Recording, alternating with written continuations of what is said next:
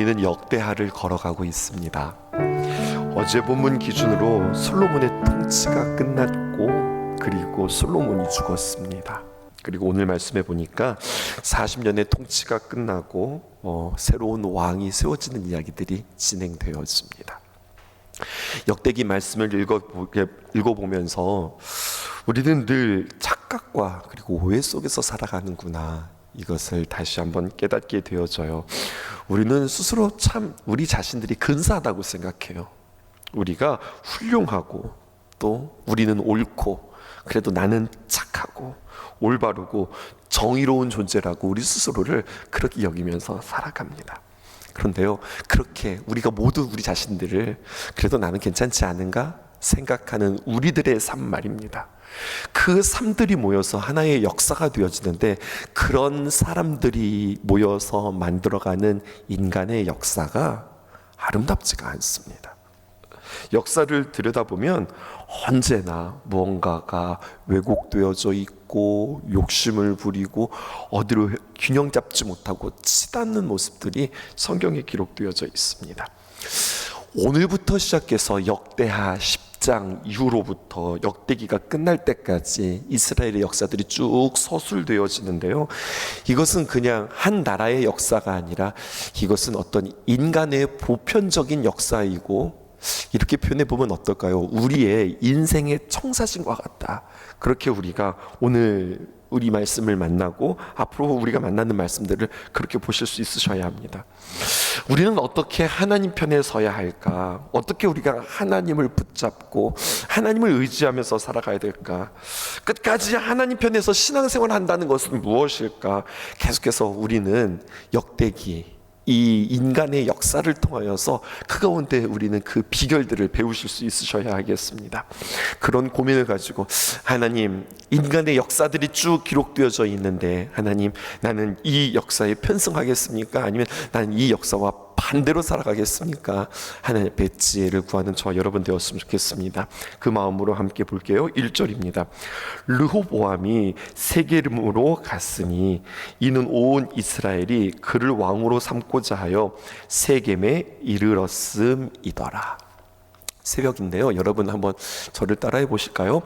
여로보암, 르호보암, 헷갈리지 않으세요? 여로보암은 누구고 르호보암은 누구냐, 이거 먼저 딱 정리하고 가시면 좋은데요, 어떻게 여러분들에게 한 번에 딱 각인시켜 드릴까 생각하다가, 우리가 그 노래하는 그 합창할 때, 또 찬양대에서 찬양을 할 때 한 사람이 나와서 솔로로 우리가 찬양하잖아요. 그 솔로를 생각하면 좋겠습니다. 솔로, 그것을 조금 바꿔서 솔르요. 솔르. 솔로몬의 아들은 르호보암입니다. 솔르. 솔로몬의 아들은 르호보암이다. 여로보암은 다른 사람이에요. 나중에 알겠지만 르호보암은 남유다의 왕이 되어지고, 여로보암은 북이스라엘의 왕이 되어지는, 나라가 두 동강이가 나면서 북르, 북에는 북에는 여로보암이, 남유다에는 솔로몬에 이어서 르호보암이 왕이 되어지거든요. 그래서 솔로몬의 아들은 르호보암이었다, 이렇게 생각하면서 오늘 보면은 조금 더 르호보암이야 여로보암이야 헷갈리지 않을 수 있겠습니다. 솔로몬이 죽고 그의 아들 여로보암이요 르호보암이요,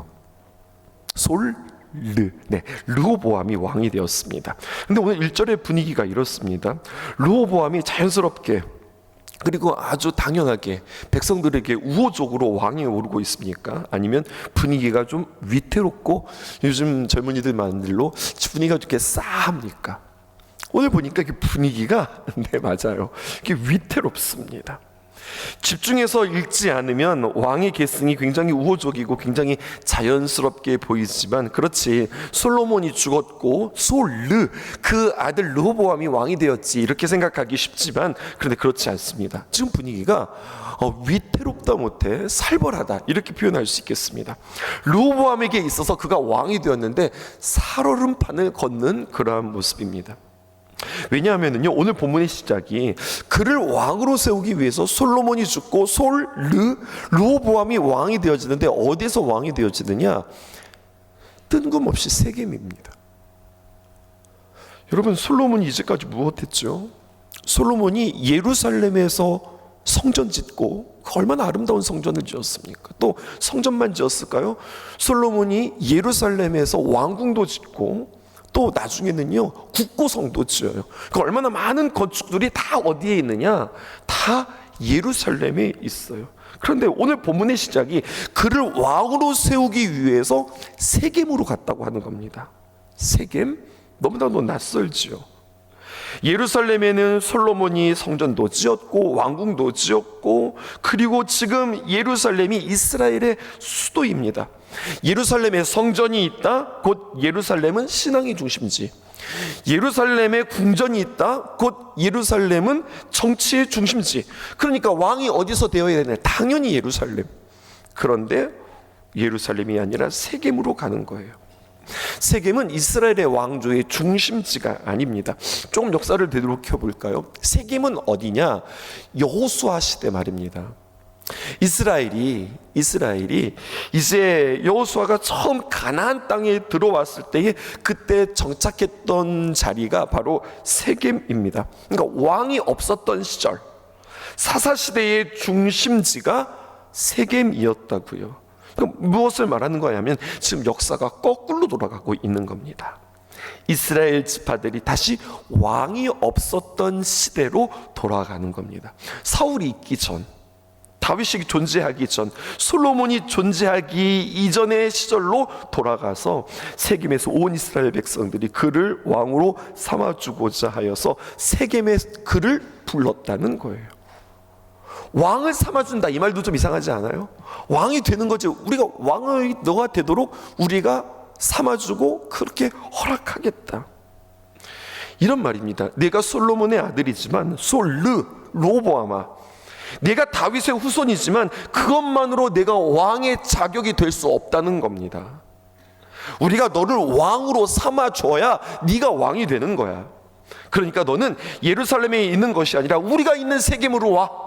지금 이렇게 되어지는 겁니다. 그러니까 지금 르호보암이 취임하는 당시부터, 왕이 되어지는 첫걸음부터 지금 뭔가가 위태로워 보입니다. 2절, 느밧의 아들 여로보암이, 르호보암이 아니라 여로보암이 나왔습니다. 같이 좀 등장하고 있어요. 느밧의 아들 여로보암이 전에 솔로몬의 낯을 피하여, 솔로몬이 왕으로 있을 때 말입니다, 애굽으로 도망하여 있었더니 뭔가 잘못을 해서 그가 도망칠 수밖에 없었던 거였죠. 이 일을 듣고 솔로몬이 죽었단다, 그리고 르호보암이 왕이 된단다라고 하는 소식을 듣고 여로보암이 도망갔던 그 애굽에서 다시 돌아오는데 어디로 돌아오느냐? 오늘 성경에 보니까 세겜으로 돌아온 겁니다. 그리고 무리가 사람을 보내어서 그를 좀 오라고, 여로보암 좀 와보라고 그렇게 이야기하는 겁니다. 왜 불렀을까요? 여로보암에게 질문하는 겁니다. 이스라엘의 모든 지파들이 이 르호보암이 과연 왕이 될 만한 자격이 있는가? 여로보암을 불러서, 쫓겨났던 그 여로보암을 불러서 당신이 테스트 좀 한번 해보세요, 이렇게 되어지는 거예요. 그래서 4절입니다. 왕의 아버지께서, 여러분 표현 좀 보세요. 왕의 아버지가 뭐예요? 선왕인데 솔로몬 왕께서 이렇게 말해야 되는데 지금 표현도 달라요. 당신은 왕이 되니까 왕이라 합시다. 근데 당신의 아버지, 왕의 아버지께서 우리에게 어떻게 했습니까? 우리의 멍에를 무겁게 하였으나 왕은 이제, 왕의 아버지께서, 지금 계속해서 솔로몬을 왕의 아버지, 솔로몬 왕 이렇게 이야기하지 않습니다. 이제 왕의 아버지께서 우리에게 시킨 고역과 또 매운 무거운 멍에를 가볍게 하소서. 그리하시면, 그런 조건이라면 우리가 당신을 왕으로 섬기겠습니다 라고 조건부를 걸면서 그 르호보암을 왕을 세우겠다고 그렇게 이야기하는 겁니다. 왕의 아버지께서 우리에게 멍에를 무겁게 했습니다. 솔로몬이라고 이름도 부르지 않고, 솔로몬이 하나님의 성전을 건축하고 왕국을 건축하고 국고성을 건축하고 얼마나 많은 일들을 했어요. 근데 그것들은 싹 다 까먹고 지금 뭐라고 얘기는, 우리가 그것 때문에 죽을 뻔했습니다, 우리는 그것이 아주 그냥 고역이었고 멍해였습니다 라고 이야기하는 거지. 당신들 측면에서 보면, 당신들의 왕조의 측면에서 보면 성전 건축, 왕궁 건축, 국고석 건축, 나라를 위해서 건축했다고 하지만 글쎄요, 우리 잘 모르겠는데, 이런 의미입니다. 오히려 우리 백성들의 입장에서는 우리의 멍에를 무겁게 한 것밖에 되어지지 않는다고, 그것 때문에 너무 힘들었다고 그렇게 이야기해요. 힘든 거 사실이죠. 그런데 솔로몬이 성전을 왜 지었어요? 그냥 멋있게 보이려고 지은 거예요? 그거 아니잖아요. 이스라엘 백성들이 다시 한번 성정 중심으로 그들이 모여서 하나님 예배하고 하나님이 통치하시는 나라, 그 중심에 어떤 구심점을 삼기 위해서 만든 거였잖아요. 일도 이해 못해요. 그 마음을 일도 헤아리지 못합니다.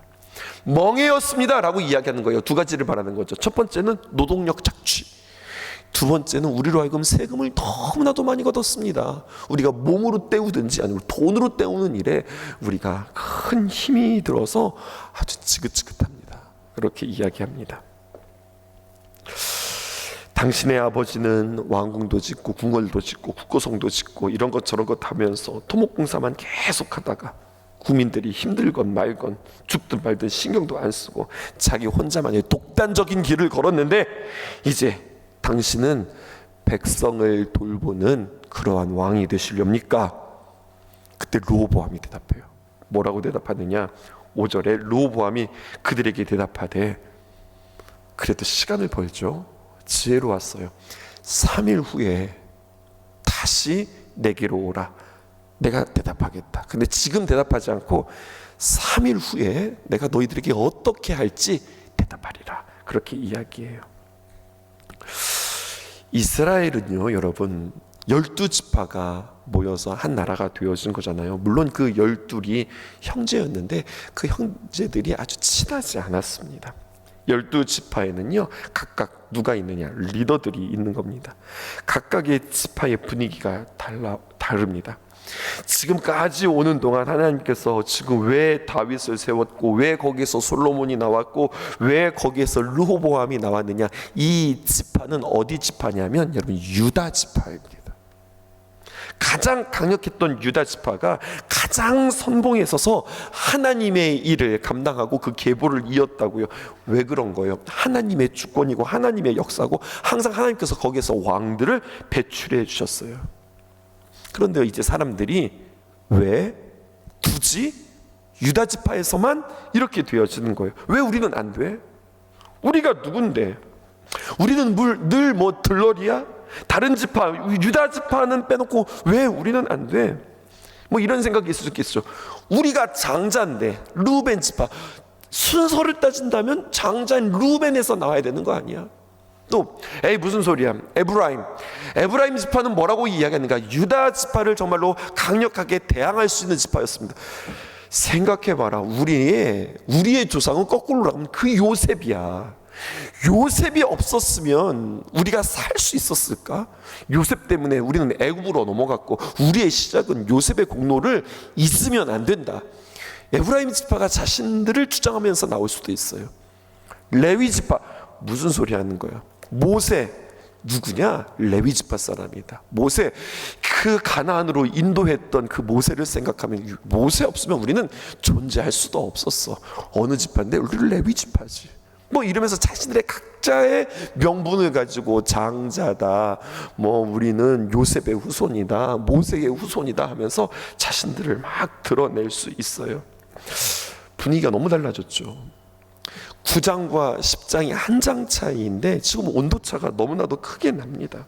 솔로몬이 살아있었을 때는 멀쩡했어요. 왕권을 가지고 그 나라를 잘 이끌어 갔어요. 그런데 10장에서 솔로몬이 죽자마자 그 아들 르호보암은 지금 마치 허수아비와 같습니다. 이리저리 막 휘둘리는 것 같습니다. 자신이 왕이 되어야 할 어떤 증거, 테스트에 통과해야 자신이 왕이 되어지는 그런 상황이에요.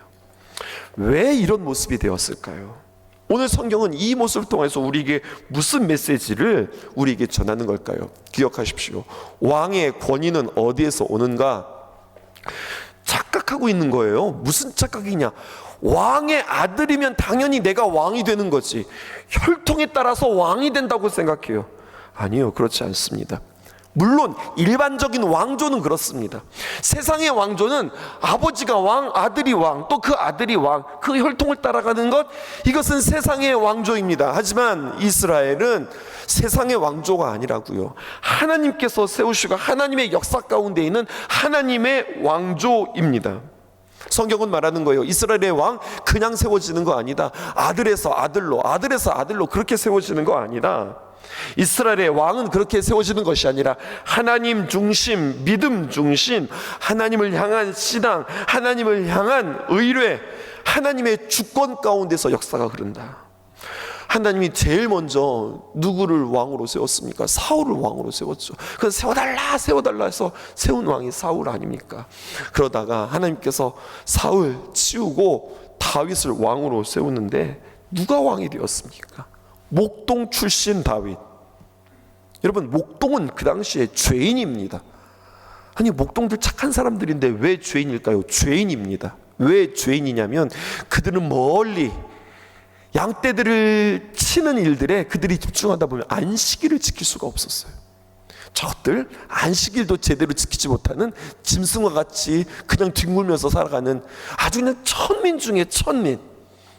근데 우리 하나님의 역사는 언제요? 언제나 어떻죠? 정말 소외되어지고 빛도 보지 못하는 그들을 하나님께서 선택해서, 이게 하나님의 선택이에요. 그를 왕으로 세우시고 하나님의 역사, 하나님의 존귀한 자로 세우시는데 출신이 중요하지 않아, 직업이 중요하지 않아. 다윗 어떤 사람인 줄 알아? 전적으로 하나님 의지하고 겸손하고 하나님을 찬양하는 자. 물론 다윗이 왕이 된 이후에 그가 고백했지만 여호와는 나의 목자시니 내게 부족함이 없습니다. 하나님을 그렇게 고백하는 그가 왕의 자격이 있지.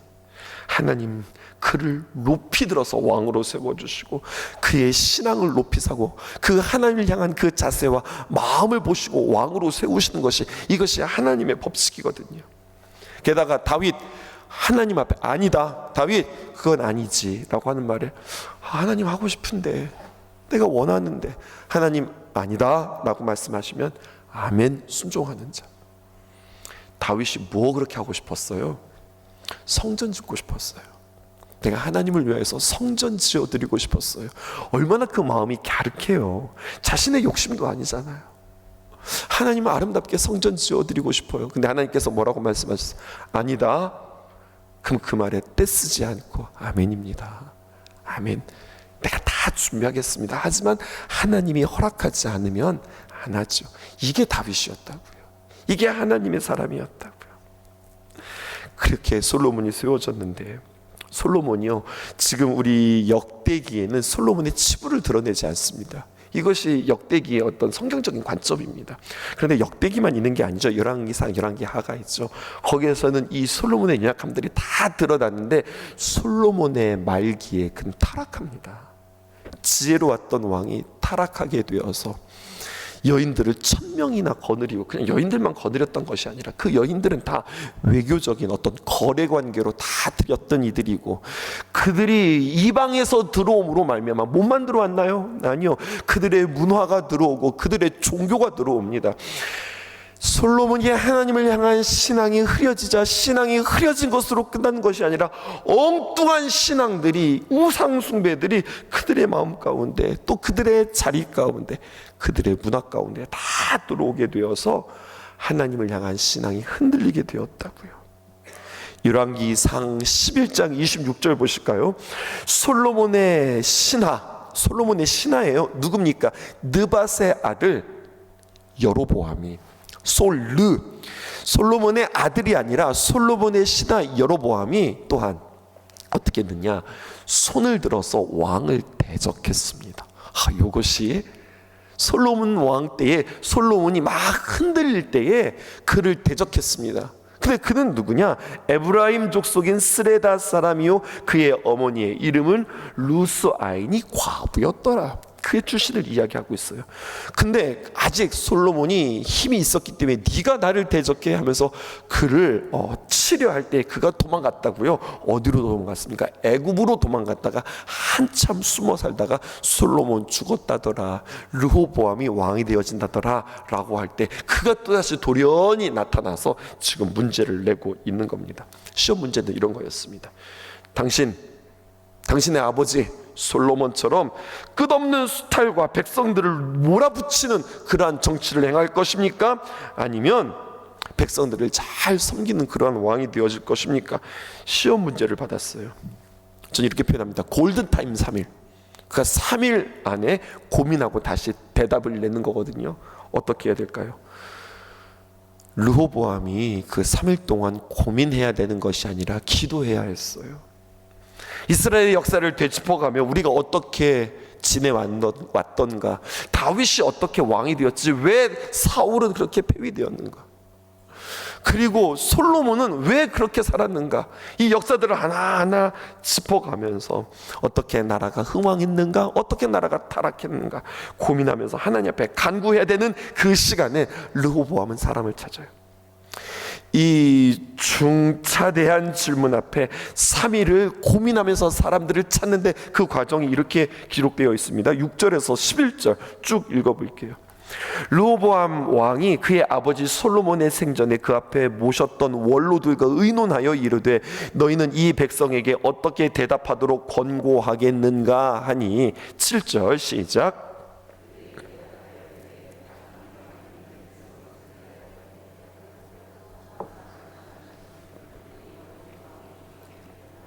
8절 왕은 원로들이 가르치는 것을 버리고 그 앞에 모시고 있는 자기와 함께 자라난 젊은 신하들과 의논하여 이르되 너희는 이 백성에게 어떻게 대답하도록 권고하겠느냐. 백성이 내게 말하기를 왕의 아버지께서 우리에게 메운 멍에를 가볍게 하라 하였느니라 하니 함께 자란 젊은 신하들이 왕께 말하여 이르되 이 백성들이 왕께 아뢰기를 왕의 아버지께서 우리의 멍에를 무겁게 하였으나 왕은 우리를 위하여 가볍게 하라 하였은즉 왕은 대답하시기를 내 새끼 손가락이 내 아버지의 허리보다 굵으니 내 아버지가 너희에게 무거운 멍에를 매게 하였으나 이제 나는 너희의 멍에를 더욱 무겁게 할지라.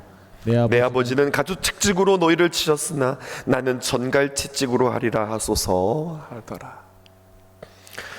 우리 아이들이 있잖아요. 막내가 있어요. 이제 고등학교 2학년이에요. 열심히 공부하느라 남자친구도 없어요. 근데 그 아이들이요 함께 모여서 연애 상담을 하더라고요. 우리 막내가 연애 상담을 해줘요. 야, 남자는 이렇게 만나는 거고 이렇게 사귀는 거고 이렇게 하는 거. 옆에서 이렇게 지키면서 아니 자기는 연애도 하지 않는 게 무슨 연애 상담을 하는 거야.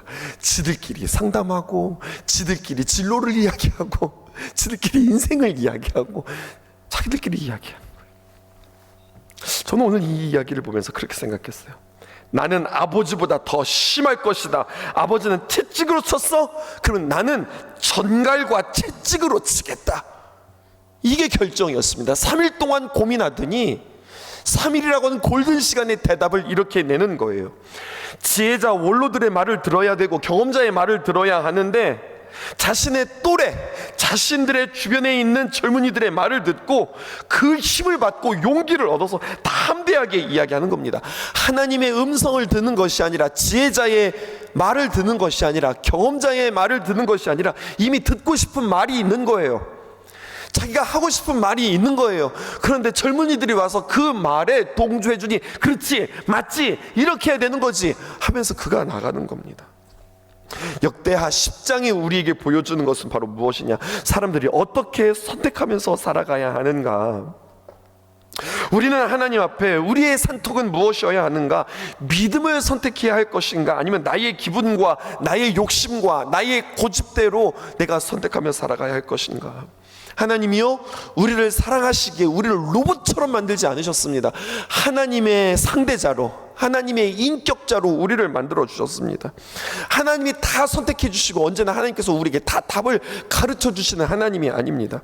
말씀해 주세요. 그리고 네가 자원하는 마음으로, 기뻐하는 마음으로 내게 응답을 구하고 말씀을 통해서 내 마음 가운데 감동되어지는 대로 내 감정이 아니라 감동되어진 대로 선택을 하나하나 해가는 모습들을 바라보며 하나님은 기뻐하세요.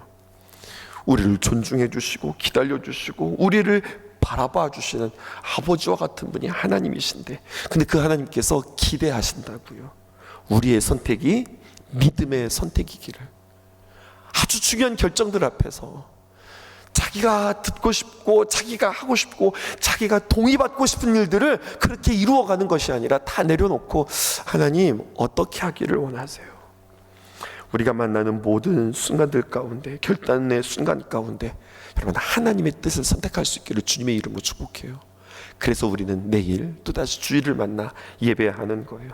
내가 하나님 앞에 나와 예배 드리는 이유, 나를 객관적으로 살피고 나의 욕심이 무엇인지 하나님의 귀한 말씀 앞에 내 자신을 조명하고, 그리고 하나님 기뻐하는 것 선택하며 내 뜻 내려놓겠습니다. 내 뜻 돌이키겠습니다.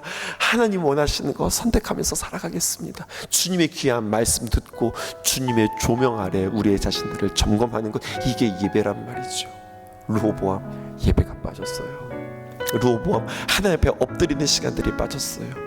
부지런히 고민했다고요. 이것이 우리에게 다시 한번 들려지는 저 여러분 되기를 주님의 이름으로 축복합니다. 기도하겠습니다. 삶에 가득한 주님의 통치 보호하시고 지켜주시네, 복 주시고 인도하시네. 살아계신 우리 하나님, 삶에 가득한 주님의 임재 불러주시고 채워주시네, 들으시고 응답하시네. 주의 손이 붙드시네, 흔들리는 우리의 삶을 주의 손이 고치시네. 상한 우리의 마음을 함께 찬양합시다. 전능하신 우리 하나님,